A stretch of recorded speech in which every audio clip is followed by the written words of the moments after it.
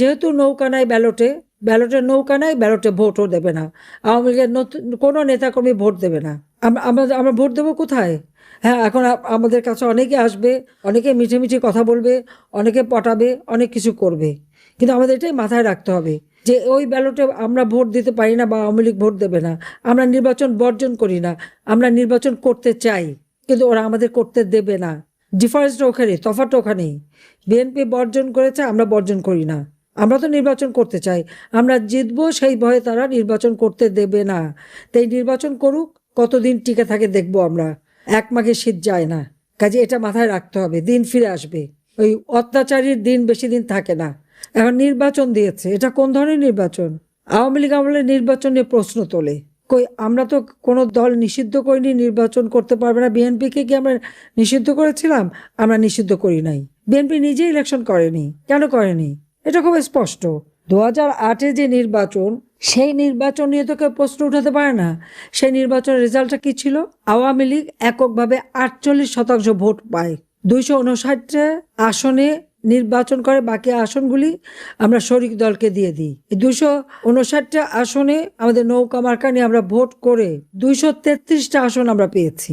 আর BNP জামাতকে সাথে নিয়ে 20 দলীয় ঐক্য জোট করে 300 আসনে নির্বাচন করে 32% ভোট পেয়েছিল, 30টা আসন পেয়েছিল। এই রেজাল্টের পর বিএনপি আর নির্বাচনই করতে চায়নি। 2014 সালে আমি নিজে তো খালেদা জিয়াকে প্রস্তাব রেখেছিলাম, পার্লামেন্টে যে কটা নির্বাচিত প্রতিনিধি আছে সকলকে নিয়ে নির্বাচনকালীন সরকার গঠন করে আসেন, আমরা নির্বাচন করে আপনি যে মন্ত্রণালয় চান সেই মন্ত্রণালয়ে দেব। আমি নিজে তাকে ফোন করেছিলাম যে আসেন, আপনি এক কাপ চা খান, আমরা আলোচনা করি কিভাবে সুষ্ঠু নির্বাচন করা যায়। আমরা তো এককভাবে নির্বাচন করতে চাইনি কখনো, বা কোনো দলকে আমরা একেবারে নিষিদ্ধ করে দিয়ে একা একা জিততে চাইনি। কারণ কেউ যদি ইলেকশনে না আসে আমাদের করার কি আছে? 2018-তে ইলেকশনে এসেছিল, পয়সা খেয়ে খেয়ে নমিনেশন দিয়ে এক এক সিটে 2-3 নমিনেশন, নিজেরাই মারামারি কাটাকাটি, অমনি প্রত্যাহার। তারপরে এই ডক্টর ইউনূস আর এই বিএনপি মিলে, জামাত বিএনপি মিলে এই নির্বাচনকে প্রশ্নবিদ্ধ করা সারা বিশ্বব্যাপী ইচ্ছাকৃতভাবে করেছে তারা। কিন্তু একটাও কোনো অনিয়ম দেখাতে পেরেছে? 2024-এর নির্বাচন, তারা নির্বাচন করবে না। আমরা চেষ্টা করেছি আনতে, তারা করে নাই, বয়কট করেছে।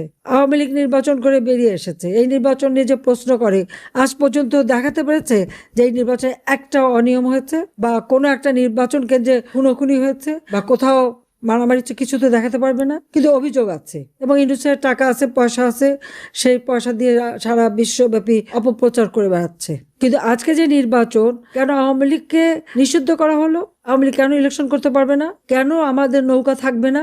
তার কারণটা খুব স্পষ্ট। তারা জানে যতই আমার বিরুদ্ধে বদনাম দিক, যতই আমাকে মৃত্যুদণ্ড দিক, আওয়ামী লীগ যদি ইলেকশনে অংশগ্রহণ করে তো জনগণ আওয়ামী লীগকেই ভোট দেবে। কারণ তারা আওয়ামী লীগকেই চায়, কারণ আওয়ামী লীগ সন্ত্রাস দমন করে মানুষের জীবনের নিরাপত্তা নিশ্চিত করেছে। আওয়ামী লীগ জনগণের আর্থসামাজিক উন্নতি করে তাদের মাথাপিছু আয় বৃদ্ধি করেছে, তারা খেয়ে পড়ে সুখে ছিল, শান্তিতে ছিল। আওয়ামী লীগ রাস্তাঘাট, পুল, ব্রিজ সবকিছু উন্নতি করে মানুষের যোগাযোগ ব্যবস্থা সহজ করে দিয়েছে। আওয়ামী লীগ ক্ষমতা থেকে আমাদের তরুণ সমাজের জন্য এই ডিজিটাল বাংলাদেশ গড়ে তুলে একটা ইউনিয়ন পর্যায় পর্যন্ত যে কোনো একটা ছেলে মেয়ে ঘরে বসে বিদেশে কাজ করে খেতে পারত, সেই সুযোগটা তারা করে দিয়েছে। আধুনিক প্রযুক্তি জ্ঞান সম্পন্ন তরুণ সমাজ আমরা গড়ে তুলছিলাম এবং তরুণদের কাজের জন্য স্টার্ট আপ প্রোগ্রাম, তার জন্য আলাদা ফান্ড, তাদের ট্রেনিং, আমরা কম্পিউটার ট্রেনিং এবং ইনকিউবেশন সেন্টার, হাইটেক পার্ক, বিভিন্ন প্রযুক্তি, স্যাটেলাইট, বঙ্গবন্ধু 1 উৎক্ষেপণ, সেগুলি করে জীবন মান উন্নত করে দিয়েছিলাম। ফ্রিল্যান্সার আমরা ট্রেনিং দিয়েছি, লার্নিং অ্যান্ড আর্নিং, ভাষা শিক্ষা দিয়েছি। আমাদের বেকার সমস্যা আমরা দূর করেছিলাম। মাত্র 3% ছিল যে কোনো একটা ছেলে নিজে একটু কাজ করে নিজে উদ্যোক্তা হয়ে সে করতে পারে। আজকে অর্থনীতির সম্পূর্ণ ধ্বংস। শেয়ার মার্কেটে লক্ষ কোটি টাকা পাঠিয়ে দিয়েছে বিদেশ, সব পাচার হচ্ছে। ব্যাংকের টাকা সব লুট করে খেয়ে গেছে। এখন ব্যাংকে টাকা গেলে তারা টাকা দিতে পারে না, ব্যবসায়ীরা পর্যন্ত পায় না, তার রানিং ক্যাপিটাল পর্যন্ত পায় না, একটার পর একটা সব বন্ধ হয়ে যাচ্ছে। এইরকম ভাবে একটা দেশকে কেউ হাতে তুলে ধ্বংস করে, তার মধ্যে এতটুকু দেশপ্রেম নেই। হ্যাঁ, আমাদের কষ্ট হচ্ছে আমাদের নেতাকর্মীদের, কারো ঘর নাই, বাড়ি নাই, বাড়িতে থাকতে পারে না, বা পরিবারের সাথে দেখা করতে পারে না, চিকিৎসা নিতে পারে না। তার উপর তাদের অত্যাচার, নির্যাতন যেভাবে গায়ে হাত তুলছে, কারা কারা করছে সমস্ত নাম তালিকা করে রাখতে হবে। আর আমার বিরুদ্ধে তো একটা তো হচ্ছে প্রায় 400-র উপরে মামলা, আমি হত্যা করেছি। তার উপর আবার মৃত্যুদণ্ড দিয়েই দিয়েছে। তো এখন আর ভয় কিসের? ওই শাস্তি তো পেয়ে গেছি। এবং ওই নির্বাচনে সবাইকে বলে দিতে হবে জনগণকে যে আপনাদের ভোট কেন্দ্রে যাওয়ার দরকার নেই, ভোট তো ওরা নিজেরা ঘোষণা দিয়ে নেবে।